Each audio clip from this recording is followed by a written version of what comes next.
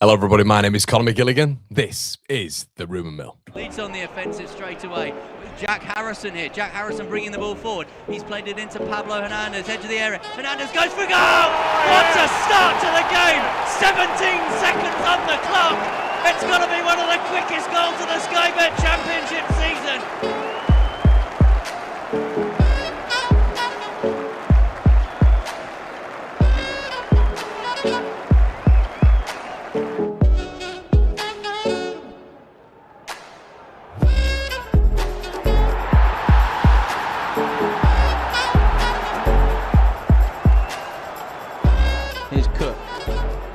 Goes for goal!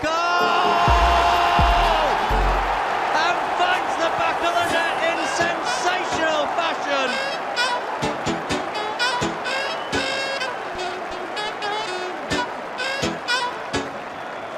Jones now for Leeds. And McNabb only half stopping him. Jones getting it across. And Clark going in! And Alan Clark has put Leeds ahead!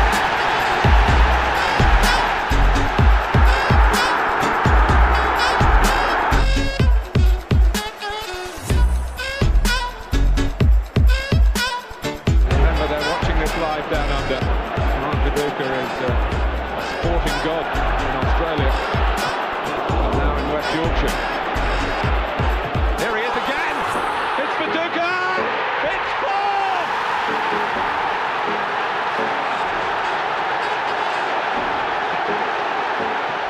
It's all his own work.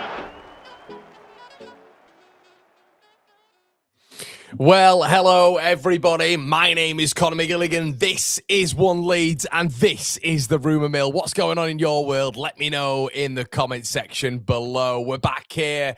We're back after Everton, the whole debacle. Today we're going to be speaking about the relegation dogfight. Apologies, myself and Gio couldn't get anything out today. I think West Ham under-21s are playing or something like that, so Gio is covering that. So sometimes you can't plan and predict these things. So, yeah, that will be coming hopefully later on this week, everybody, but it will likely be a pre-record. So some of you will have been waiting for relegation rhythm. We are going to kind of get into the relegation rhythm, I would say, anyway. Talking about Forest, talking about everything, talking about Leeds United, talking about so many things. And I want to get your thoughts in the comment section below. Shout out to loads of you who came up to me yesterday, which was great, you know, really great down at the game. And yeah, sometimes you just, I sort of gave up and sacrificed Leeds United in terms of being there to cover them here, which does get me down every now and again. So the opportunity to go to Everton was really nice, actually, and just soak in that stadium, that atmosphere. And yeah, just, yeah, I'm sure you could tell on the instant match reaction. I was trying to be upbeat. But, oh, guys, I can't ever do that again. I can never, ever do that again in terms of being in the... I've done it before and been in the home end, and there's loads of Leeds fans in the home end as well, by the way. But I just thought to myself, I can't do that again. It was too much for me. In that second half, I was just a ball of anxiety, and I was just kicking everything, shouting into my coat, punching bars. It's just ridiculous. So yeah, never again, never ever again.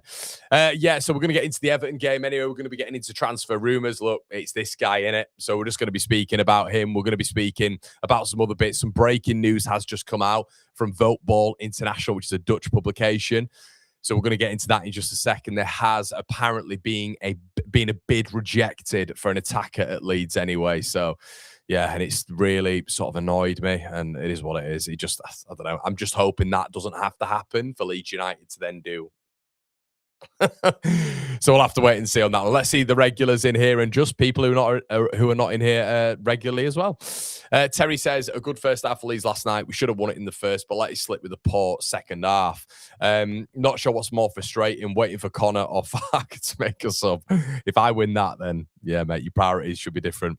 Josh says, annoyingly, after Everton changed system, we couldn't get our wing backs forward enough. Our only outball became DCL. It did, mate, and I think... And James, Tanaka had a howler last night. Look, I mentioned Tanaka on the instant match reaction, but then I sort of engaged properly and had a sit down and thought to myself, when you are defending your box and taking care of the ball is something, 100%. But when you're trying to sit in a low block for 35 minutes, of which it was 35 minutes, and you're asking Al Tanaka to come on to shore that up, it's a little bit difficult. I think Tanaka comes onto a different game state and influences it in a different way. Maybe Leeds chasing a goal. Maybe it's a little bit more balanced. Maybe where there's a little bit more of an attacking dependency in the game. He didn't have that. He just literally, I mean, I'm at the game, I'm watching him, and he just stood on the centre-back's toes. So I'm not going to blame him. And he doesn't play minutes. I can't express, like, even when I play Saturday and Sunday League, if I'm benched, which never happens, obviously, but I'm joking. But, you know, if I'm benched or whatever, and then I come on, it takes you games to get into it because you're rusty. You've not been playing minutes. You're a bit nervy. I think he looks nervy at the minute. I think he's trying to prove himself. That's what Tanaka's problem is at the minute. He's not in the flow stakes. He's not getting minutes. Is what it is. But I'm not expecting Al Tanaka to come on and change everything. And that's why when there's not that many minutes given out to some of our players like Willy Gnonto, and then the fan base will hammer Willy Gnonto when he comes on for 5 or 7 minutes. So I know there's been longer when Nonto's come on, but it's been brief, hasn't it? Comes on, he doesn't set the world alight, which, believe it or not, that doesn't happen when you're on the bench and not getting minutes or starts or whatever. I don't go out my way to blame Nonto. You know, it just doesn't happen. I'm just like, well, yeah, if you've ever played the game, any of you at a relative level, don't even have to be at a level, you see subs coming on and subs are rusty and they don't get enough minutes, they're going to be like that. That's why you spread the wealth out a little bit when it comes to minutes, and you're going to get more out of that person.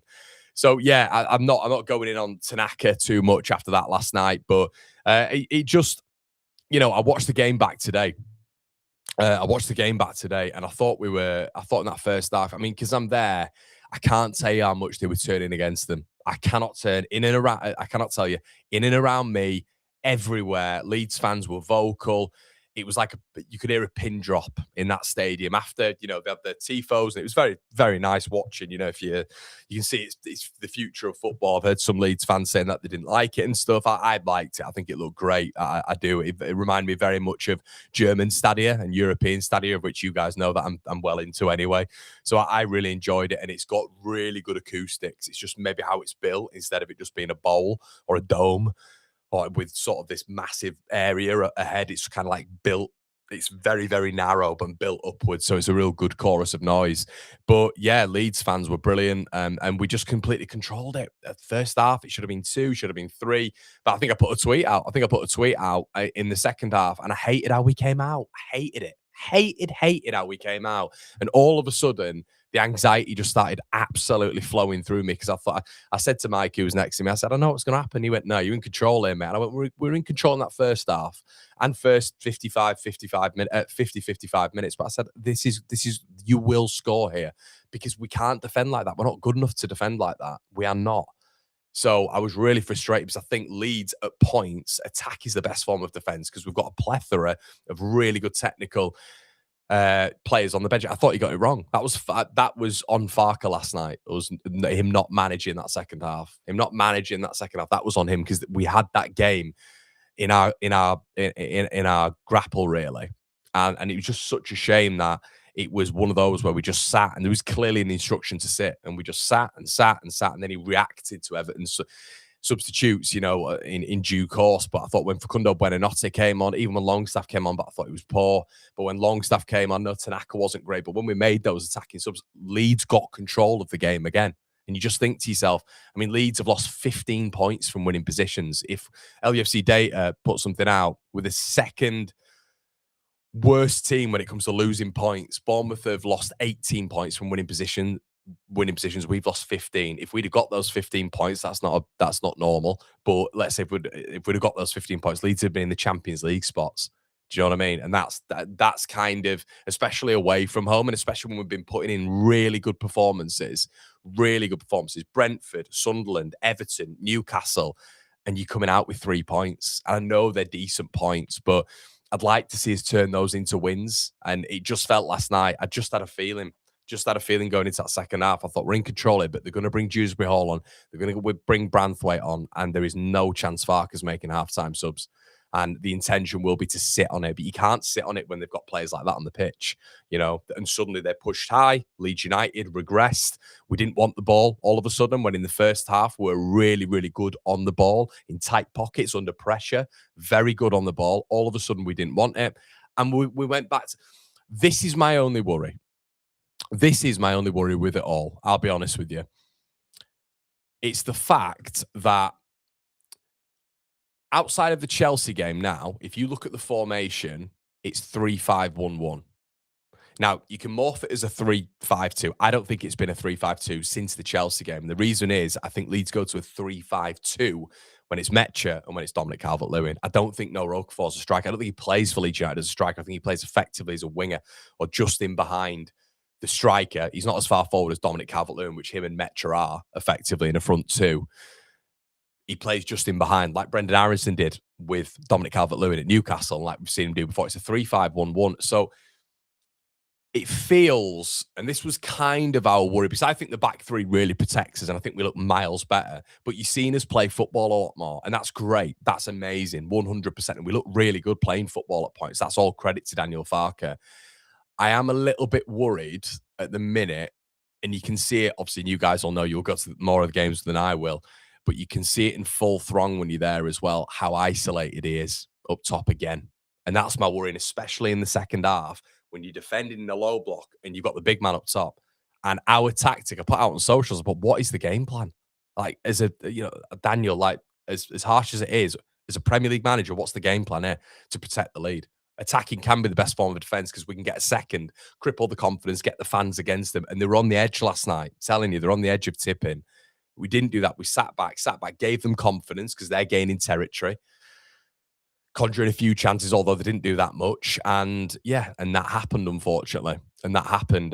So I was gutted, I have to say, because I just thought it was there for us. And there's been too many occasions, at Bournemouth was another one, too many occasions where Leeds are leading and we get to the point and you're thinking, oh, here we go, yeah, we could get this. And we end up just giving up another draw. So yeah, I was disappointed. When you take a step back, and I've said this to you guys before, if you take a step back and you said to me before the game, you took a point, I'd have probably said yeah. I'd have said that against Sunderland. I'd have said that against Brentford. I'd have said that against Newcastle. The problem is when the game state changes and you are managing a really good result, then the sort of mindset of wanting a point completely changes. Last night I was like, we can get three here. They weren't great. And neither was Sunderland, and neither were Brentford, and neither were Newcastle in long phases. So it is the management of the game in the second half, which will always be the criticism of Farke. It will. And those substitutions, it will always be the criticism. He's done so well to get us to this point. But that will always be, his critics, and I've been a vocal critic of Daniel Farke before, that will always be what the critics will lie on. It is the fact that he's done so well to do this, so well to get us into a 3-5-1-1, 3-5-2, whatever it is. And he's managed it superbly. One loss in 13, it's unbelievable. But it's interesting when it's Mike said to me last night, he went, long term, would you keep Daniel Farke? Would you keep Daniel Farke in terms of if we stayed up this season and you're trying to build a little bit incrementally, would you keep him? And I still think there needs to be a little bit more of an adaptation and a pragmatism and a level of being able to manage Premier League games better. And I think that is what will really sort of mold his managerial prowess, and hopefully he gets to that point. Hopefully he gets to that point. And I want him to get to that point. You want continuity, but I just thought it was down to him, in my opinion, that we didn't win that game last night. But we played really well, and that's because of him in the first half. So it's difficult, and he's getting a team with two key injuries out of that, in that team to still play at the level they did. But yeah, I just thought the management that second half was poor. I thought it was poor, and we really let them gain territory. So okay, let's have a look at what you guys are saying anyway in the comment section below. Richard says, hi Connor, I hope you're well, buddy. You too, Rich. I don't know if it's just me or not, but I'm getting a bit fed up with Strand-Larsen. It's Pai Zhao, isn't it, mate? We're back there again. Imagine doing this every day, Rich. We need to move on. Wolves are waiting for the highest bid. It's one thing to come on, says Zach, and not change it for the better. To come on, be involved in an opposition goal and barely complete a pass. It's another entirely. He was honking, end of. Presumably that is about Tanaka. He didn't have a good game, but Zach, I'm talking about the lead up to it. The lead. I don't know what we're expecting without Tanaka. I don't know what we're expecting. Sitting in a low block, gets the ball occasionally, trying to play the way out. He doesn't get minutes. So it's very, very difficult. You can tell he's not got confidence at the minute. That's the problem as well. Agree, Connor. Tanaka and Nonso need some more consistency in playing because they definitely look rusty. Yeah, 100%. Knox says, can adapt an in-game, not come from a better coaching staff. I guess it could, mate. Yeah, I guess it could, 100%. Paul says, totally agree, Connor. Farke just doesn't do the game management. It's his Achilles heel, and it's costing us. This is what I mean, guys. Over here, I try to promote, a little bit of critical thought, and I know some people don't like that, and I understand that, but we'll give praise 100%. He's done an excellent job so far. Keeps Leeds in the Premier League. If he keeps Leeds in the Premier League, he's done an outstanding job, Daniel Farke. An outstanding job. But that is a part of his game which is weak. It is his game management. And I think we're all saying it in the Championship as well at points. Michael says, but Conor Farke mentioned in certain matches he can't play DCL and Metcha because against the real stronger teams in the Premier League, Leeds United could be weaker on the flanks. Hence, Aronson plays for work rate. Why would you not be able to play Metcha then, mate? Yeah, I think you could still play Aronson there. Aronson doesn't have to set up in a 3-5-1-1-1 and be that foil just in behind DCL. He can be part of that midfield three. That's what he can do. He can be part of that midfield three. You can have Ampadu in there. You can have Stack and Aronson. And I would right now. I don't think he was great last night, but I think Aronson's drastically improved. And that's credit to Farke as well, by the way. So he's drastically improved. But then you can have Metcha and you can have DCL and he's not isolated. The problem is we're seeing it a little bit. I think we're seeing it a bit more now where he's looking a little bit more isolated, Metcha. DCL. I think he's looking a little bit more isolated. So, yeah. Jared says, why would you replace him? I'm not saying I'd replace him. If that was for me, mate, I've not said that. I was asked the question. I'm just relaying that information to you. Right, okay, let's get on to Strand-Larsen, shall we then, everybody? Woo, Strand-Larsen, woo. We won't get into that one yet. So, Team Talk are suggesting... Jay says he's not worth 40 mil anyway. Team Talk is suggesting that Crystal Palace, and we heard this from Ornstein last night, didn't we? I was at the game, and about an hour before Ornstein was tweeting out and saying, look, that looks like Palace are going to be moving on this because Mateta is potentially going to Nottingham Forest. I have always said from day dot with Mateta, if Palace do let him go, and you got to take, because we're kind of moving around the pawns of the relegation striker conversation here. If Mateta does go, it's what you've got to think is it's a good deal for Palace. He's 29 this year, 40 million quid. He scored 1 goal in his last 11 games. He's not been as profitable. I think he scored 8 goals, scored a hat-trick, didn't he, against Bournemouth? So he did the old Jack Harrison cluster. But he's not been as good this season. And let's be honest, guys, he's been trying to tout himself out to every club during the window as Jean-Philippe Mateta. So Palace could do a lot worse. At his stage of his career, 2027, his contract runs out. If Forest come in for 40 million quid, that is a lot of money for Mateta with the stage of his career that he's at. So let's say, hypothetically, he does go to Nottingham Forest. By the way, that's now Forest with Chris Wood, Awonyi, Igor Jesus, who scored at the weekend, Lorenzo Luca, who they've just brought in from Napoli, and then you've got Mateta as well, 5 strikers. See, if I'm Mateta, I'm looking at that and I'm thinking, bit of competition there. There's not a guarantee. I'm also looking at it if I'm Mateta and thinking they're below us, as in Crystal Palace. Crystal Palace are 3 points ahead. I just think it's madness. I understand Forest are a bigger club. I completely get that. I understand that, and money talks in football, and Marinakis will probably be offering him a lot of money. But if you are Mateta and you're someone who's spoken about Champions League football pretty regularly, and effectively said apparently behind closed doors he wants to go to Juve, then it doesn't really make a lot of sense. So the whole point is, I think a lot of this transfer movement hinges on what happens there. That's what I think. But I don't think, I've always had a bit of a sneaky feeling that if they let Mateta go, Palace, on the other side of the coin, if they let Mateta go and they've let Guehi go, the captain, Mateta, who is a big figure there, big figure. I know we just spoken about what we've spoken about, but he is a big figure he's a big figure. Then you've got Glasner from a PR perspective as well, who's leaving in the summer. It just is chaos. It's absolute chaos. I know it sounds ridiculous, but just to throw in the melting pot as well, if you're Crystal Palace, we're on the 27th of January right now. Adam Wharton's out for 3 games with suspension. So can you really let another influential player go in that team to Nottingham Forest? They might think, money-wise, yeah, let's get him go. But you're also giving Palace a really narrow room to manoeuvre here.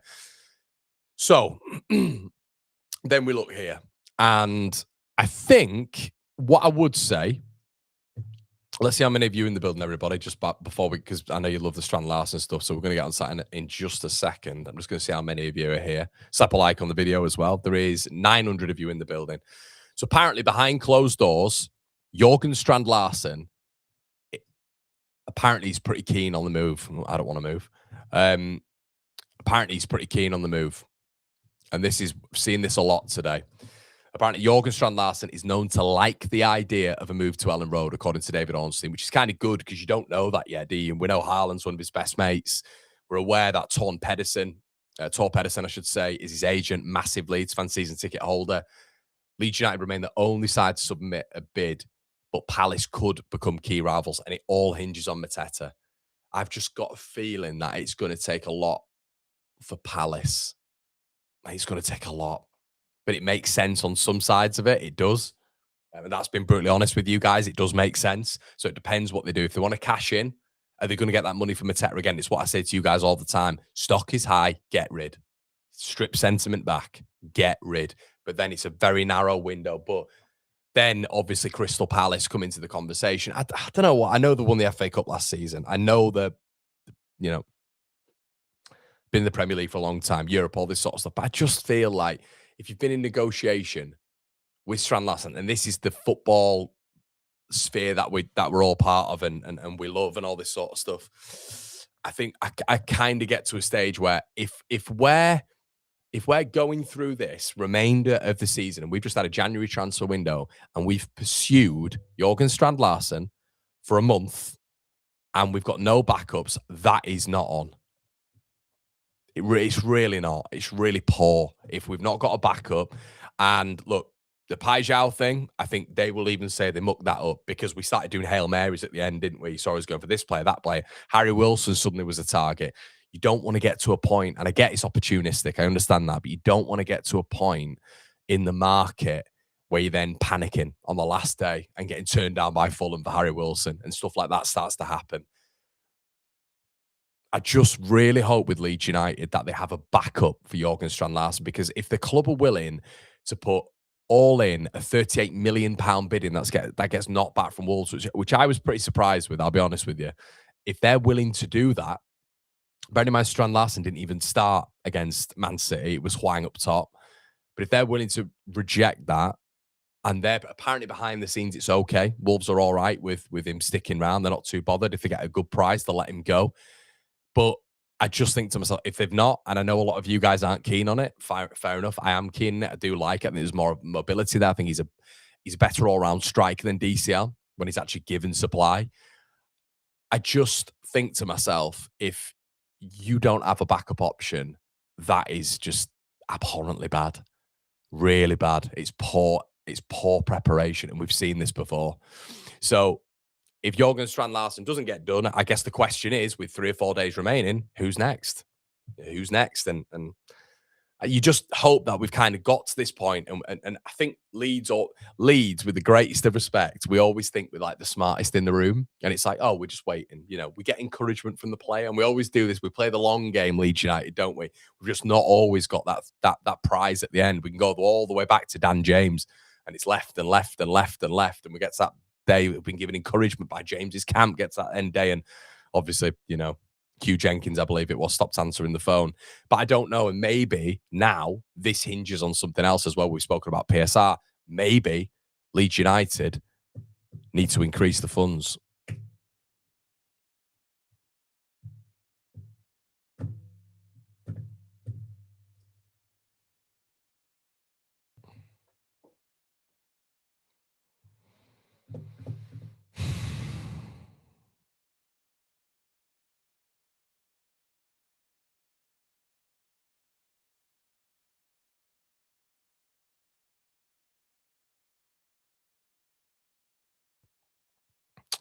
So, the next bit of news, which hasn't come out long ago, 4:42 today, juiced Blauhof. Apologies, Dutch people in the chat if I've absolutely blasted that. He works effectively for Voteball International, who are a really decent publication, have reported on a hell of a lot of Dutch moves. They've mentioned around about, what are we on now? It was literally before I came live about an hour and a bit ago. Ipswich Town have made a bid for Leeds United, to Leeds United for Joel Piroe. So this is exactly what we want. This is exactly what we want. Perfect. So I was reading this and going, oh, for a permanent transfer, great. No loans, nothing like that. We're probably looking at 10, 15 million quid. The player could have made the move, but as previously described, he does not have the championship in mind as the next step in his career. Ipswich will have to keep looking. Deal off the table for now. So it's just, you're just like, mate, you're not good enough. Like, we like Joel, you know, thank you for everything. You're not going to play your fifth striker, and Ipswich are coming in with a permanent bid. This is exactly the scenario we want. Ipswich are going to get promoted as well. They will. Ipswich are way too good for that division. I don't understand why he doesn't deem that a viable option right now. I don't know who's around him and advising him on things as well. But Ipswich are building a real project. He'd have an excellent supply line. They've got very similar supply lines to what we had in the Championship in terms of quality. They've got an unbelievable front line in Marcelino Nunes, Jadon Philogene, Egley, Jack Clark. It's unbelievable at that level. He would probably, if he signed now, still play with them in the Premier League. I don't know how good he thinks he is. That's my question. Like, how good does he think it? What does he think is going to happen? Does he think like Aston Villa are going to come in for him?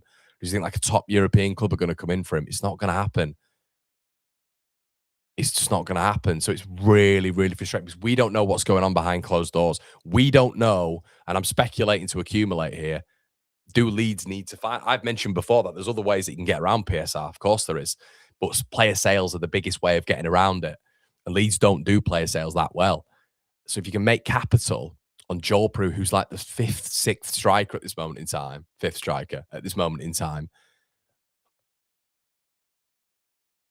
I think the confusing thing about it is I'm hoping Farke's had a conversation with him behind closed doors, but Farke is he's very blunt, and you see all this sort of stuff, and he's just sort of said, you know, I don't mind keeping the squad as it is, but once again, this is how you build a squad. It's how you evolve the squad as well. We spoke about Jack Harrison and Elan Mele bids coming in January and Leeds saying no. Leeds obviously haven't said no for this, but we need to facilitate something like this. This almost needs to be, and I'm sure it has been in the background, but I don't know. It feels like when you've heard Farke talk about it, he wants to keep the group together. He likes the mentality. And he's never, ever mentioned that, you know, Joel's looking or this, that, and the other. And he's effectively said, if you paraphrase and read him between the lines, he's fine with Piroe being there, you know? But I don't get it. I don't understand it. Why would you not want to increase your chances of survival by bringing in Jørgen Strand-Larsen? But is the PSR conversation dependent on this guy moving on? And you've got to think there's a big, big leaning on that. I'm sure Leeds got that bid in and went, oh, I got the conversation back from Piroe. I just don't get it. I don't get it. Jeff Rowe says can't really blame him. Would likely be a drop in wages. But Jeff Rowe, you got to think they are bankrolled Ipswich. So probably now it would be a drop in wages a little bit, but it wouldn't be that much. And Ipswich are coming up next season, so there can be something put in his contract where he gets a massive pay. He's the highest paid when they get promoted. That's contractual obligation and negotiation. And also, once again, I don't think he's Prem level could get a better move to the Netherlands or Germany. If Leeds are offered money and he could be playing in the Premier League next season, which is where he wants to play, I don't really see loads of German and Dutch clubs coming in, fronting up that sort of money, which I don't know what Leeds are asking for, but it could be 15 million quid here. Are they gonna front up that sort of money? A German club and a Dutch club. We've spoken about this before with PSV, and we've spoken about Josh Sargent being out in Germany and playing for Werder Bremen, and Wolfsburg putting 20 million quid in for him. But we've not heard anything when it's come to the continent at all. The PSV rumours were even quite weak. Now, if Fulham go get Pepe from PSV, there could be a little bit of a conversation, but you don't want it to go to the last minute. And once again, you've got to evolve that squad. You've got to be thinking in the future as well. So is this the most amount of money that we're going to get for Joel Piroe right now? Stock's still relatively high. I just think as a club, you've kind of got to almost facilitate that, have a conversation with Joel, say, look, you're not part of the plans, mate. But it feels like when you hear the rhetoric and around the club, it's like, we want to keep everyone.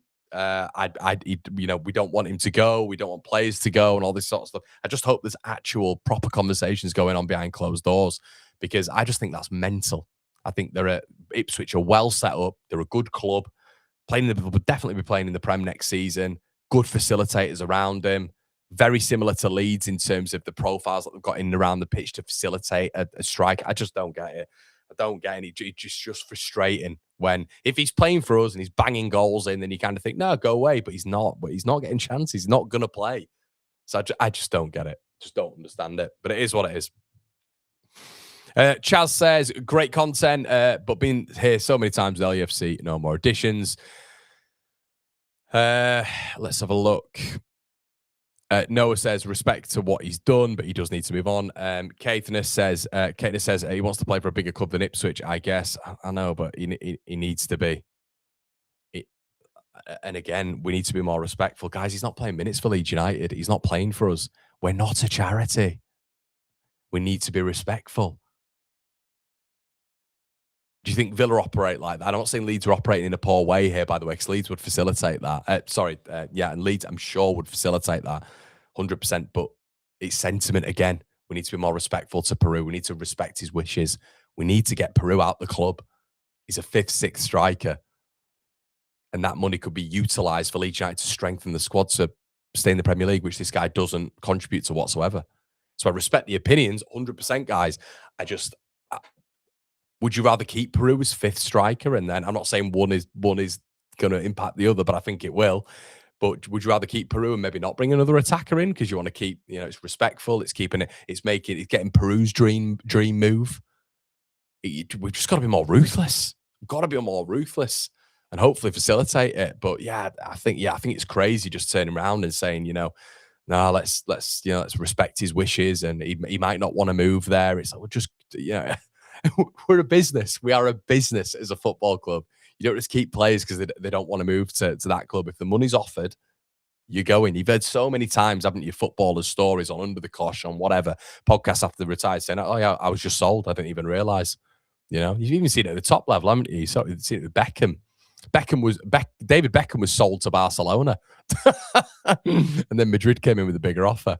So Ryan says it must be Joel saying no, but Leeds as a club need to force it. Stop this sentiment. Yeah, and if this is true, but we've known this, haven't we, with Piroe? We've known this. Piroe, the noise is coming out of that he doesn't want to leave Leeds. He wants to. I mean, he said it to Voteball International, who are reporting this now. He said, I want to wait for my chance. It's like, you're not going to get a chance. You are not good enough for the Premier League. You're not good enough. You're not quick enough. You're not athletic enough. You're not physical enough. You're not agile enough. You don't have the acceleration. And by the way, guys, I am a guy sitting on a chair, but I'm just a football fan. That's my observation. And I like Piroe. Piroe's done a brilliant job for Leeds United. It's better for him. It's better for Leeds United overall. And this is the biggest capital that we're going to get him. Right now, he's the biggest capital we're going to get. I also think, guys, do you not think, and this comes into the DDD? No, I know you can't. Guys. I know we can't. I know we can't just sell him. I completely understand that, but there's got to be conversations behind the scenes, and it feels like it's okay at the minute if everybody stays. That's my whole point here. It's not. I think Leeds will encourage this. I think Leeds will be thinking about this. This is how we get capital here. This is how we maybe get a left wing back or get a centre back with days remaining in the window. That's what they might be thinking. But to do that, like if we're talking about getting a 9 in, if we're talking about getting a centre back in and a left wing back, you can't just do that with mystery money. You know what I mean? We might be able to facilitate and structure deals in and around the PSR limit, and I'm sure we can. You spread that over years and contracts and stuff like that. I'm sure they'll be able to do that.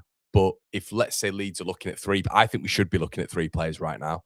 But if we're even looking at 2, we've got to be realistic of what we're letting go and what we're bringing in here in terms of capital. See, that's what would then maybe get me a little bit worried if we're not seeing any investment come in and we're going out and spending it on 2 or 3 players.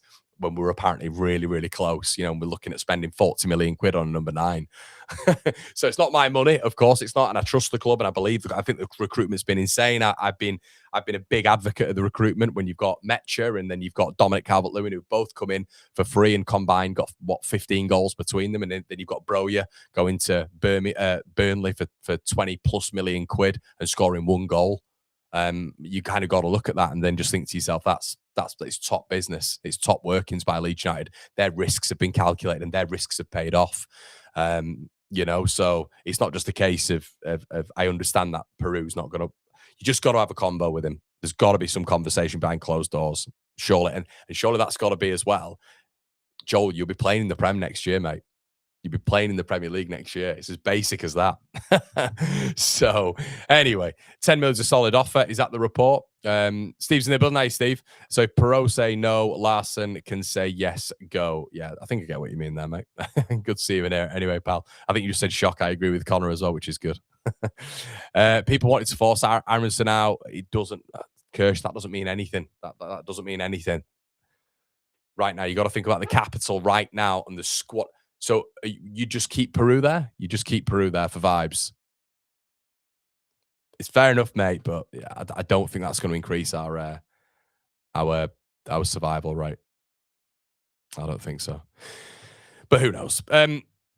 Let's have a look at the next combo anyway, guys. Let's have a look at the next combo. I wanted to talk as well about this man today. I wanted to get all your thoughts on this. Okay, so we'll get him on the screen. Right. See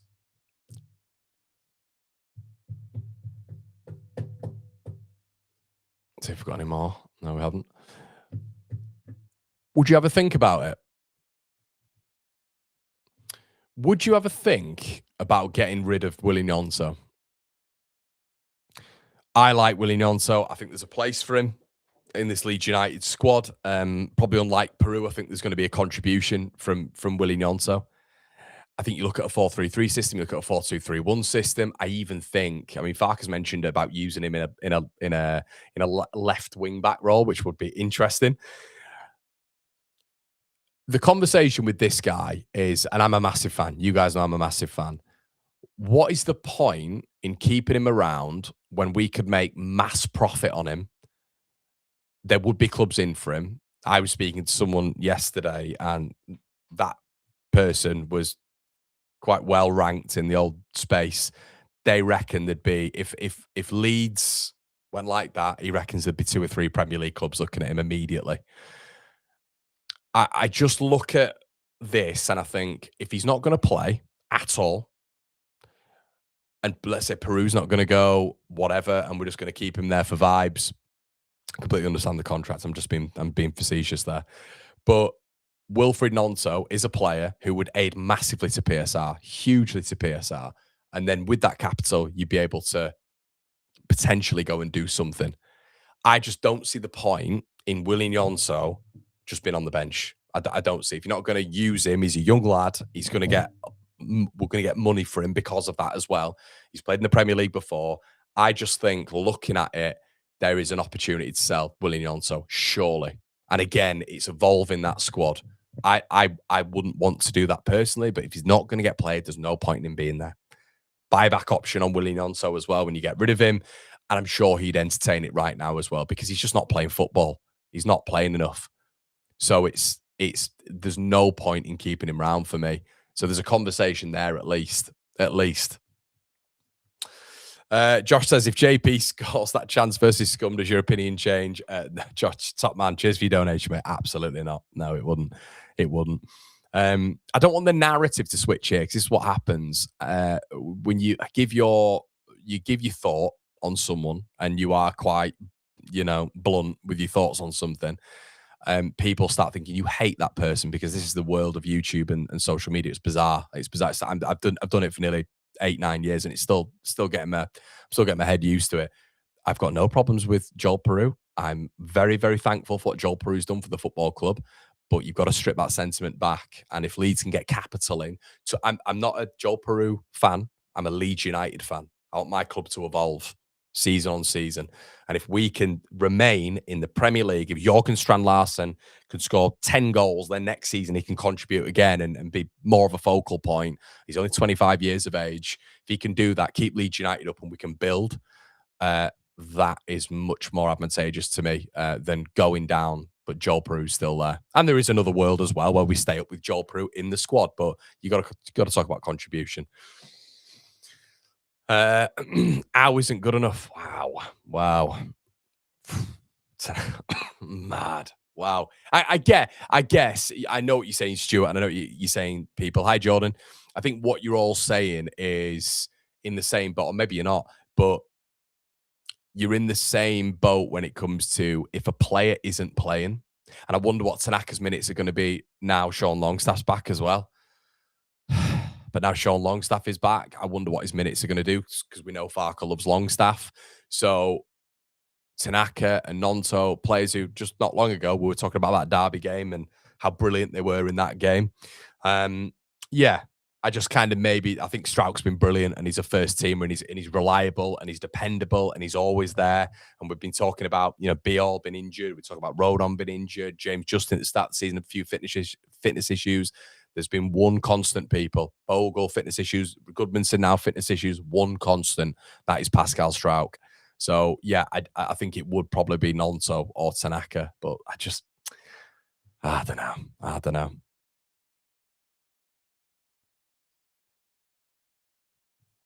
I can't do anything about that, Stevie, unfortunately, pal. Connor, can we talk about the next couple of games? Of course we can, mate. Yeah, let's do that. So, Leeds United's fixtures. So should we have a bit of a chat on the relegation battle? Okay, let's do that. So let's get some of the fixtures on screen now. So this is our fixture list. Leeds United's, obviously. This is what we're looking at. I'll get Forest on and West Ham just in a little bit. So it's not an easy run, the first five. I mean, I look at West Ham's, I even look at Forest, and if you guys haven't, you look at those two, and I think to myself, this is going to get tight. This will get tight, but as long as we are still where we are when it gets tight, that's fine. That's okay. As long as we've still got that gap, I would have preferred the 8-point gap going into Arsenal, hence why I wanted him to at least have some form of attacking presence on the pitch without Dominic Calvert-Lewin looking completely isolated yesterday, which he didn't do in the second half. If we'd have been 8 points clear and that goal difference, that is massive. It's absolutely massive. And it'd have put us above Spurs, I believe, on goal difference.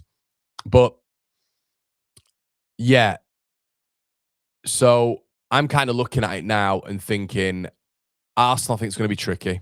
And the reason I think it's going to be tricky is obviously they are the best team in the league. They've been on a bit of a run.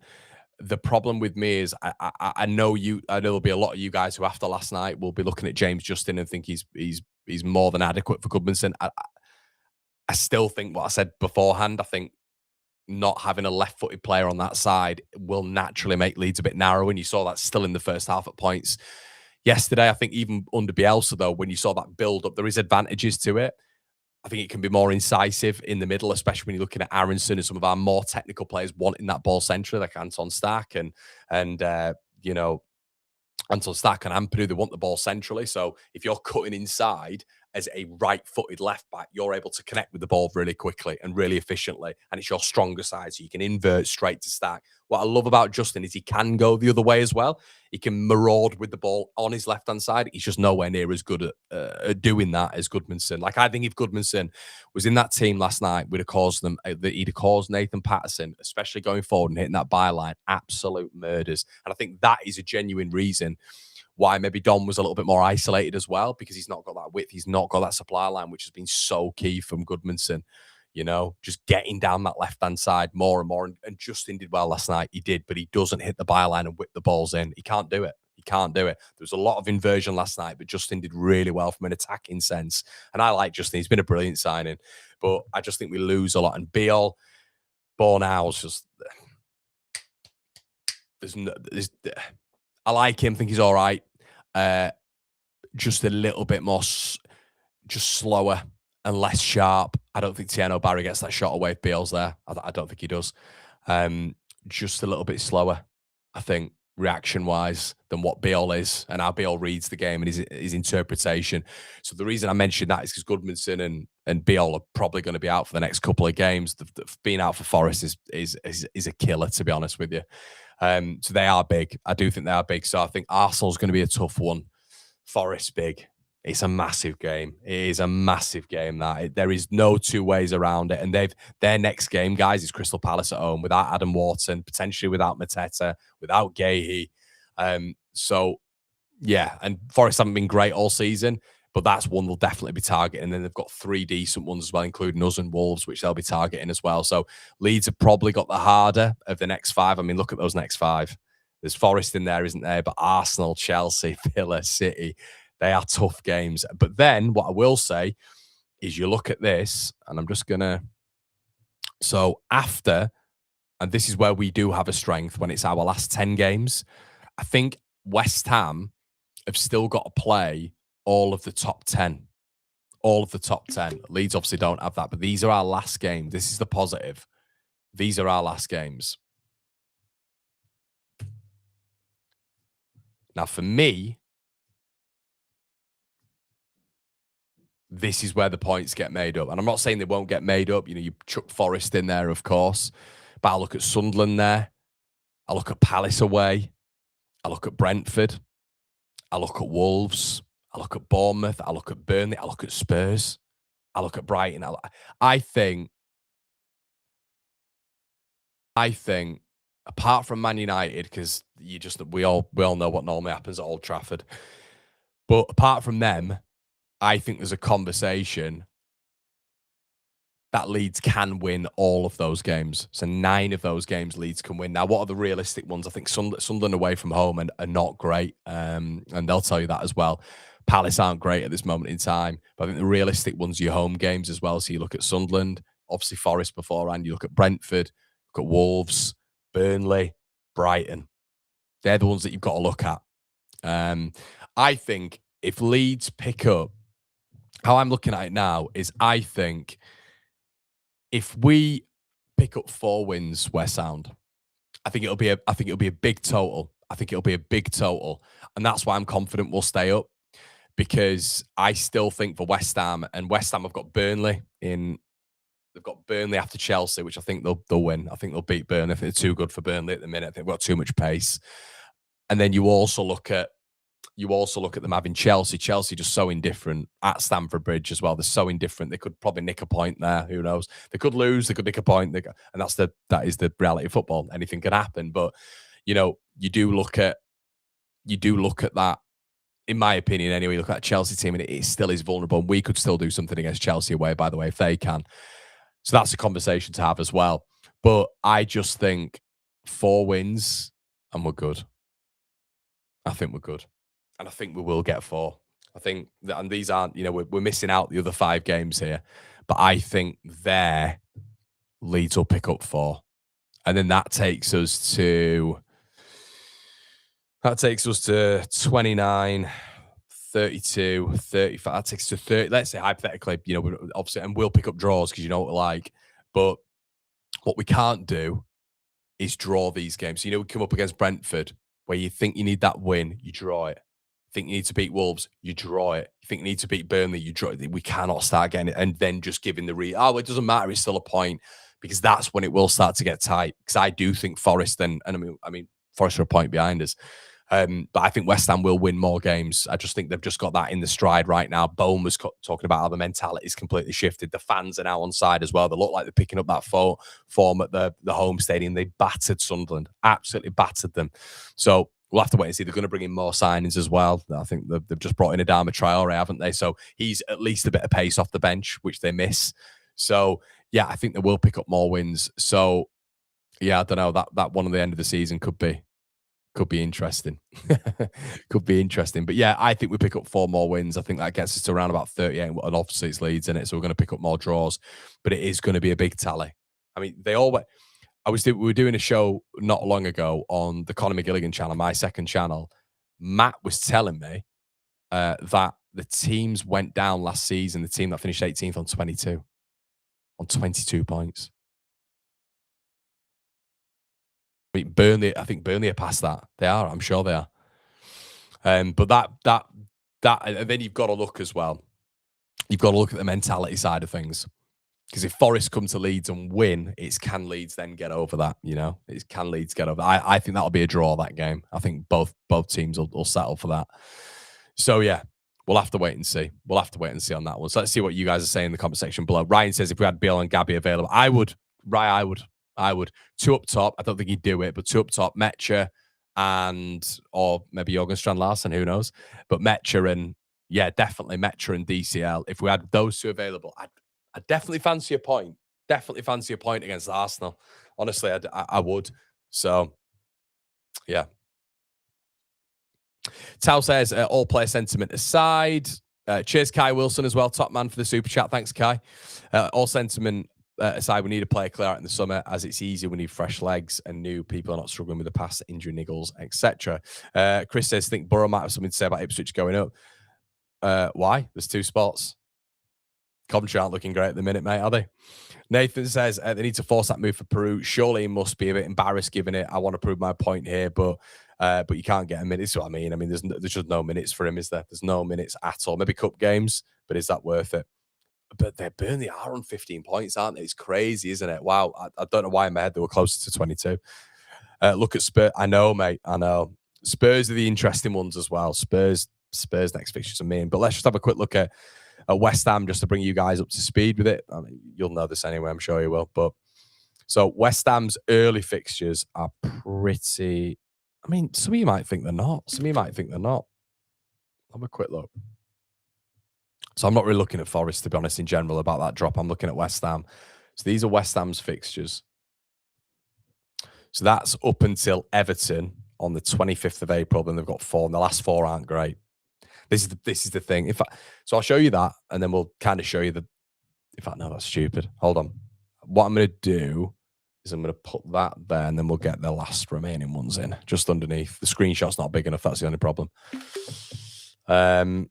Get rid of that, and then we'll put you there. So yeah, I mean, so these are their remaining games right now. Okay. So let's move you there. So they are the remaining ones at the end of the season. So they're the ones at the end of the season. So as you can see here, there is, so we've got Chelsea and they've got Burnley, which I think they'll win. We'll go Chelsea nicking that one. Just Man United, who knows? Who knows? With Man United, you just don't know, do you? Burton in the cup. Bournemouth at home. You just don't know with Bournemouth, do you? Liverpool away. Fulham, City, Villa. Then Wolves, and then it's just not a bad. I think the end bit isn't great. You know, Brentford away, Arsenal at home, Newcastle away, but that one at the end they'll be looking at. But yeah, we'll have to wait and see, I guess, guys. We'll have to wait and see. It's going to be an interesting one, though, isn't it? But I just think they've got a little bit too much to do. Could be wrong, though. Could be wrong. Right, listen, I've been going for near an hour, so I'm going to leave it. I was supposed to be here for 30 minutes. Guys, it's been an absolute pleasure. We do these every morning from around about 10 o'clock. Tomorrow, we won't be doing it, so it's going to be a rumour wrap tomorrow, so keep an eye on that one. And we'll probably do it in around a similar time tomorrow evening, if you guys fancy it. We are shooting for my 3rd YouTube channel, Proper Football, throughout the day at Callum Fowler's. There you go. It's been an absolute pleasure, everybody. Thank you so much. Like the video before you leave. Make sure you check out the other channels as well and the Patreon, of course. My name's Conor McGilligan.